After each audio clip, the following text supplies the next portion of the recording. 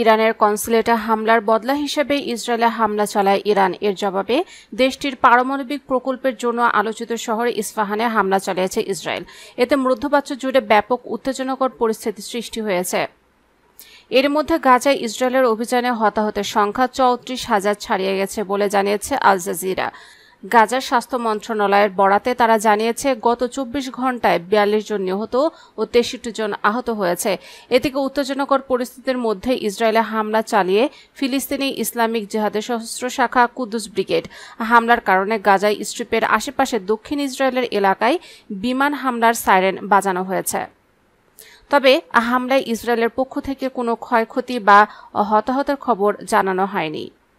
ফিলিস্তিনিদের বিরুদ্ধে মারাত্মক ধরনের মানবাধিকার লঙ্ঘনের অভিযোগে ৪ ইসরায়েলি বসতি স্থাপনকারীর বিরুদ্ধে নিষেধাজ্ঞা দিয়েছে ইউরোপীয় কাউন্সিল। এক প্রেস বিজ্ঞপ্তিতে কাউন্সিল বলেছে, ৪ জন মারাত্মক মানবাধিকার লঙ্ঘন ঘটিয়েছে।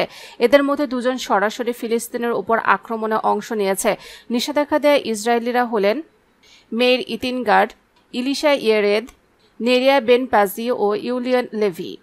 এছাড়া ইউরোপিয়ান কমিশন আরও ২টি উগ্র ইহুদি গোষ্ঠীর বিরুদ্ধে নিষেধাজ্ঞা দিয়েছে, যার সদস্যরা পশ্চিম তীরে সহিংসতার সাথে জড়িত।